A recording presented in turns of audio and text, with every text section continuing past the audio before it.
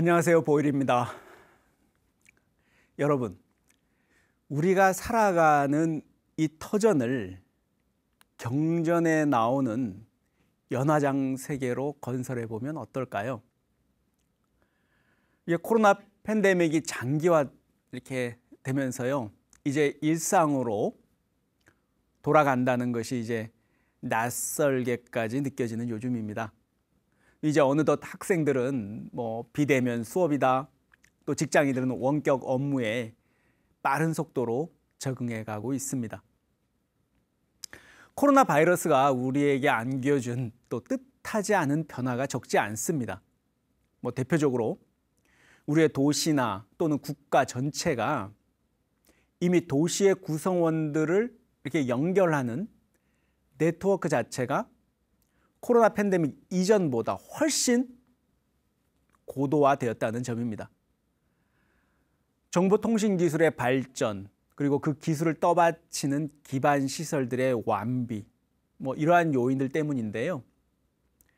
불과 몇 년 전만 해도 이러한 재난 시국에 온라인 수업을 동시에 전면적으로 한다는 것은 현실적으로 쉽지 않은 결정이었을 것입니다. 그만큼 이미 도시 구성원들 간에 네트워크가 아주 촘촘하게 연결되어 있고요. 그 연결이 매우 안정적이라는 사실을 나타내 줍니다. 한마디로 우리가 살아가는 이 도시 또는 국가가 꽤 똑똑해졌다, 이렇게 말할 수 있습니다.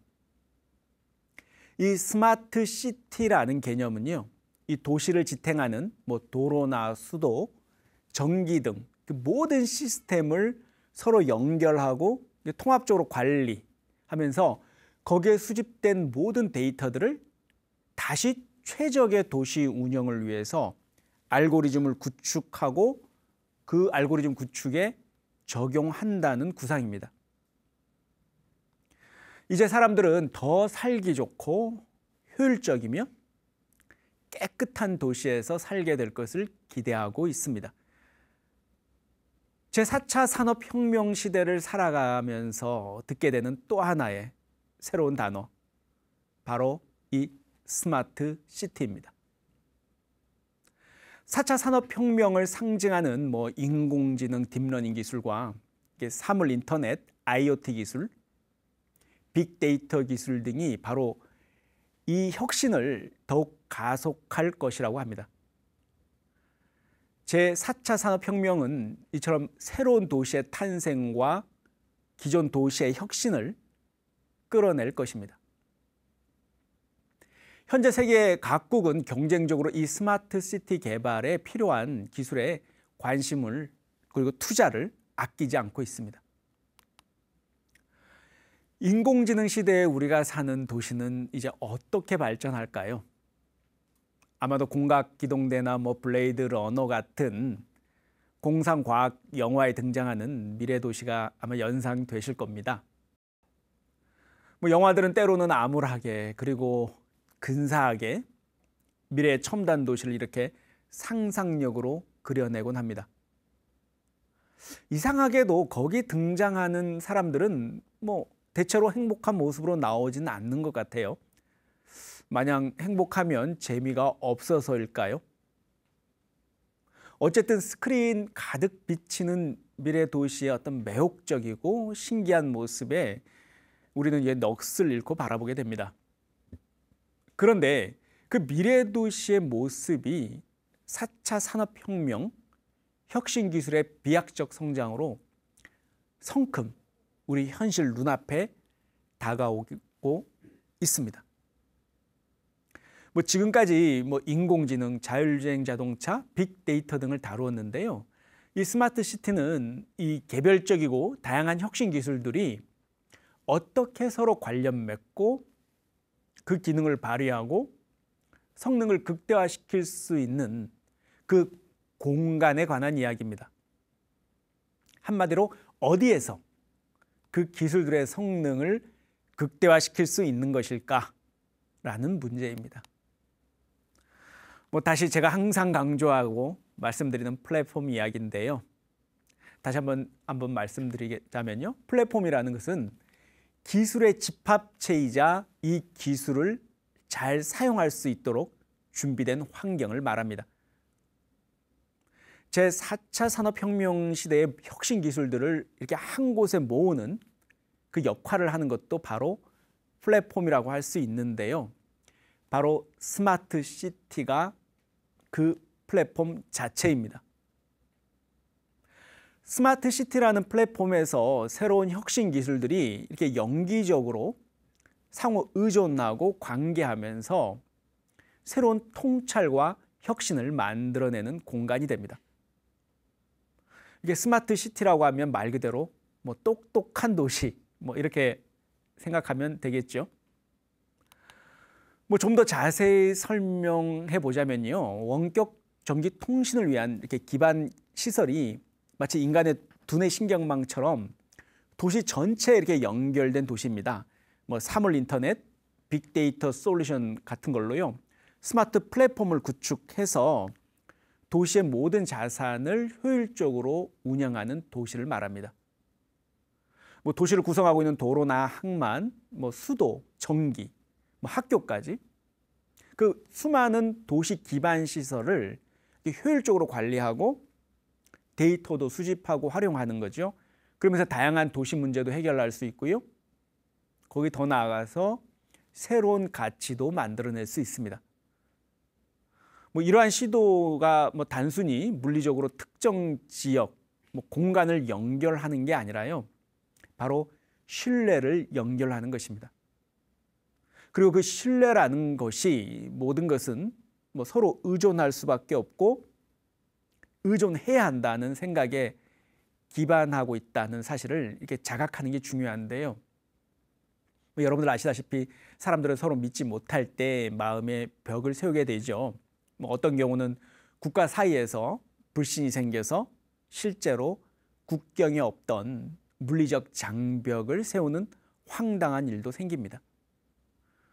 그 경계는 물리적 구획을 의미하는 경우도 있지만 대부분 그 인간 내면의 어떤 심리적 경계인 경우가 더 많습니다. 맹목적 증오나 오해, 뭐 정치적 선동 그런 것들에 의해서 마음의 장벽은 쌓아 올려집니다.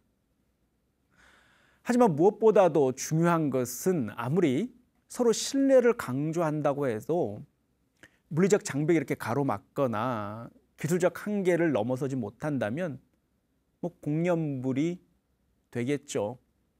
이 모든 것을 하나로 통합하고 연결해내는 그 물리적 기반이 바로 스마트 시티입니다. 4차 산업혁명 시대의 스마트 시티는 이 모든 것을 연결할 것입니다. 심지어는 기계와 사람마저도 말입니다. 그냥 연결하는 것이 아니라 새로운 가치와 새로운 생각을 연결해낼 것입니다. 이렇게 스마트 시티에서는 도시의 유지, 안전, 뭐 통제에 인간의 개입이 배제됩니다. 뭐 필요가 없다는 거죠. 만약 도로 주행에 뭐 정체나 사고가 발생한다면 자율주행 자동차의 운행 흐름을 감지하는 감시 카메라가 이 상황을 포착합니다. 바로 경보를 울리고요.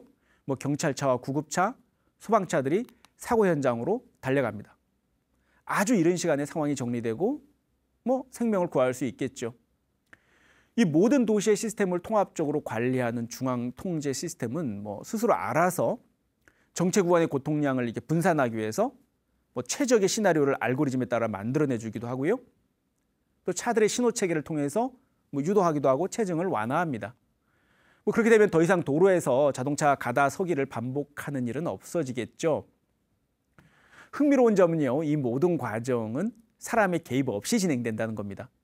그리고 이 모든 상황은 데이터로 수집되고 다음 상황 발생에 적용될 수 있는 알고리즘 개발에 유용한 데이터로 기능하게 됩니다. 뭐 여러분들 아시겠지만 이제 곧 등장하게 될 자율주행자들의 어떤 자동차들의 통제도 그 스마트 시티를 관리하는 인공지능에 의해서 이루어질 것입니다. 완전 자동화된 도시 기능, 도시 스스로가 도시를 관리하는 거죠. 스마트 시티의 건축물들은 스마트 시티에 가장 최적화된 방식으로 도시에 통합됩니다. 친환경적이고 뭐 에너지 효율을 고려한 방식의 시스템이 탄생하겠죠. 뭐 예를 들면 뭐 개별 빌딩이 구축된 인공지능 에너지 관리 시스템이 있으면 뭐 특수 광전지를 페인트를 칠한 빌딩을 이렇게 표면을 그렇게 칠하고요. 또 유리창을 통해서 태양광 에너지를 모아서 비축합니다. 그리고 그 잉여 에너지를 다시 도시 통합 시스템으로 전송하는 방식이죠.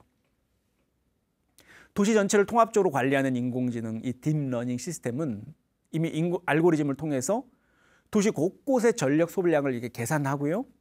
전력난이 발생한 지역에 공급합니다. 재난과 같은 비상 상황에도 능동적으로 대응할 수 있도록 말이죠. 이게 모든 시스템이 체계적이고 유기적이어서 돌발 상황에 대해서도 고도의 통합성과 유연성을 가지게 됩니다.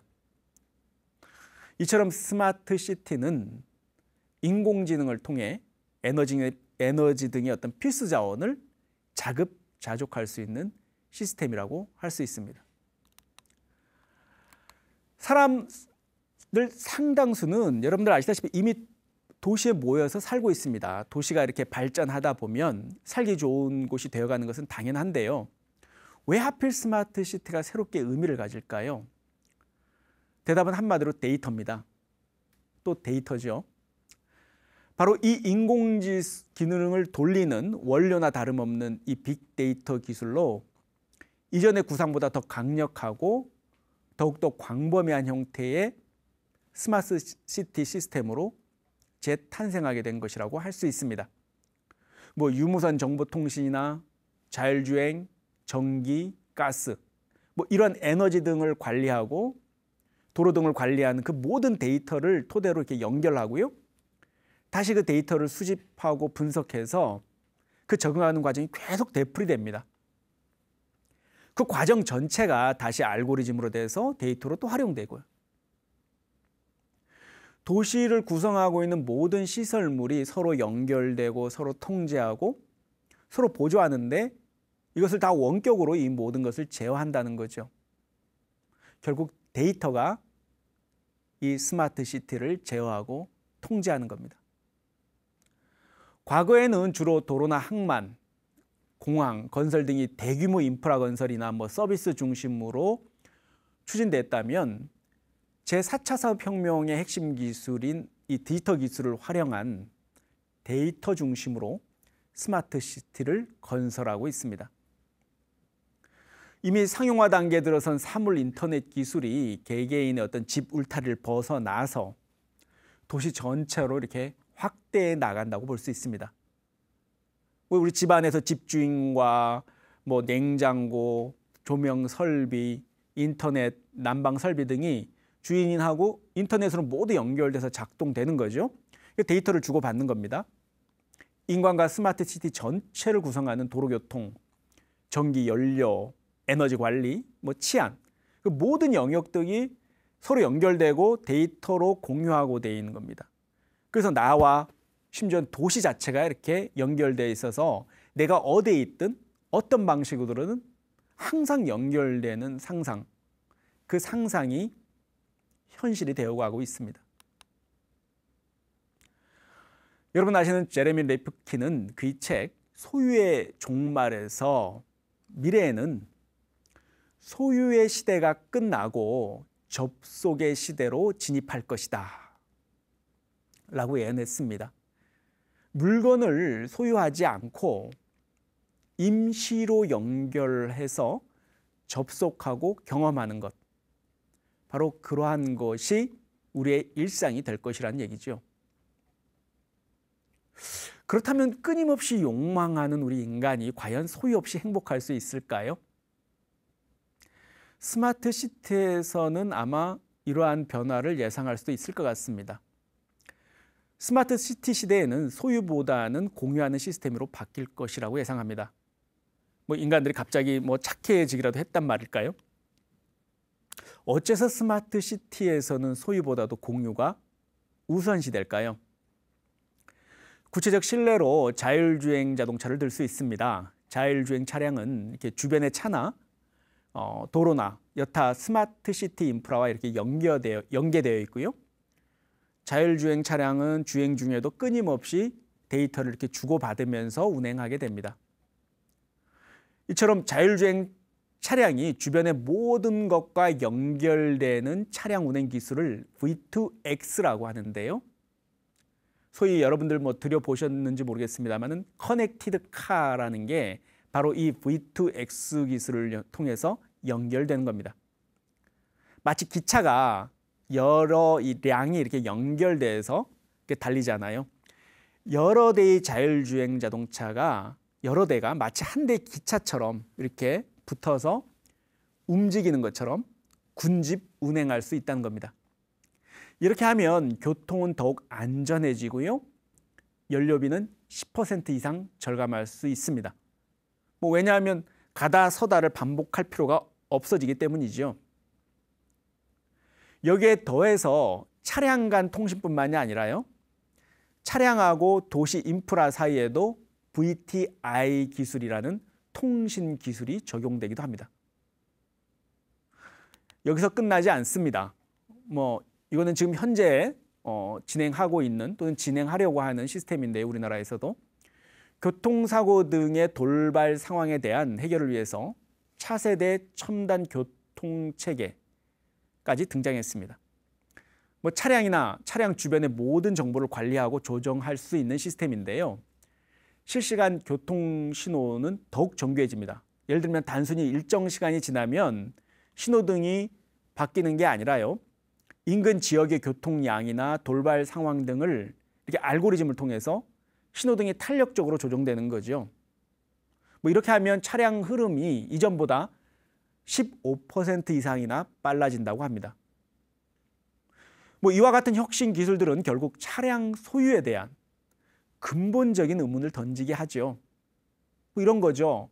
이 도시에 살면서 꼭 내 차를 소유할 필요가 있을까라고 말입니다. 이렇게 시간과 비용을 현격히 줄일 방법이 있는데도 소유를 고집할 필요는 없을 것입니다. 이러한 변화는 단지 개인의 선택 문제가 아니죠. 스마트 시티를 필요로 하는 선택이 될 것입니다.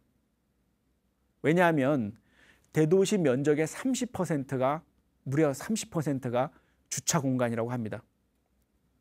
아무리 인간이 열심히 스마트 시티를 구상하고 건설한다고 해도 무려 30%는 그냥 낭비되는 공간인 셈이죠. 차를 위해서요. 그리고 새 차를 구입하고 나서 실제 운행하는 시간은 기껏해야 자동차 전체 수명의 4%밖에 되지 않는다고 합니다. 4%요. 그러면 나머지 96%의 시간은 그냥 주차된 시간인 거죠. 놀라운 시간이죠. 어쩌면 이런 차량 공유 시스템은 스마트 시티를 우리 눈앞에 펼쳐놓기 위한 스위치와도 같습니다. 물론 소유에서 공유로 전환되어 가는 양상은 자동차만에 국한된 이야기는 아닙니다. 미디어 콘텐츠, 미술품이나 의료, 예술품, 건물 등을 가리지 않습니다. 한마디로 우리가 생각했을 때 합리적 소비가 아닌 비효율적 소비라고 여겨지는 대부분의 영역에서 기존의 소유 양식을 무너뜨리는 파괴적 혁신은 이미 진행되고 있습니다. 자율주행 자동차가 도로를 달리고 드론이 하늘을 이렇게 누빕니다. 날씨는 항상 봄처럼 따뜻해서 춥지도 덥지도 않습니다. 미세먼지도 걱정할 필요가 없고요. 스마트 시티 관제 센터에 있는 그 인공지능 센서가 실시간으로 미세먼지 발생 유입을 이렇게 지속해서 실시간으로 파악하면서 공기 정화를 해줍니다. 도시는 이렇게 항상 인간에게 최적의 삶의 조건을 제공하도록 설계되어 있습니다. 그러면 이런 도시에 살게 될 우리는 마냥 행복할까요? 스마트 시티를 움직이는 핵심 동력인 이 디지털 격차 문제는 어떻게 해소할 수 있을까요? 자본주의처럼 한번 벌어지면 계속 벌어지게 되어 있는 것이 이 불평등의 본질입니다. 이 디지털 격차는 바로 빈부격차를 의미하는 거죠. 이대로 방치하면 디지털 계급사회가 출현할 것이라는 이렇게 비관적 전망도 이렇게 만만치 않죠. 스마트 시티가 디지털 소외계층에 의해서 슬럼화되지 말란 법은 없습니다. 아니 오히려 이 디지털 격차로 인해서 전 도시가 슬럼화로 될 가능성은 어찌 보면 지금보다도 더 커질 수도 있는 우려도 있죠. 디지털 정보와 역량이 차별로 이어지지 않도록 하려면 뭐 여러 가지가 고민해 볼 수 있는데요. 실제로 프랑스 파리시에서는 지난 2017년부터 이렇게 디지털 포용 정책을 시행하고 있습니다. 그만큼 시급한 문제라는 거죠. 취약계층뿐만 아니라 모든 사람이 디지털 이렇게 기술에 접근할 수 있도록 다양한 지원을 하고 있습니다. 세계적인 도시와 그리고 디지털 기술 전문가죠. 앤서니 타운샌드는 스마트 시티에 대해서 이렇게 말합니다. 스마트 시티가 무엇인가라는 질문보다 더 중요하고 흥미로운 것은 스마트 시티가 어떤 도시가 되기를 원하는가 라는 질문이다. 이렇게 말합니다. 낮은 디지털 정보와 역량이 도시 빈민을 양산할 수 있는 어떤 당면한 위협으로 간주하고 있는 거지요. 스마트 시티의 어떤 매혹적인 면에만 눈이 팔릴 것이 아니라 그 그림자에도 시선을 둘 필요가 있습니다.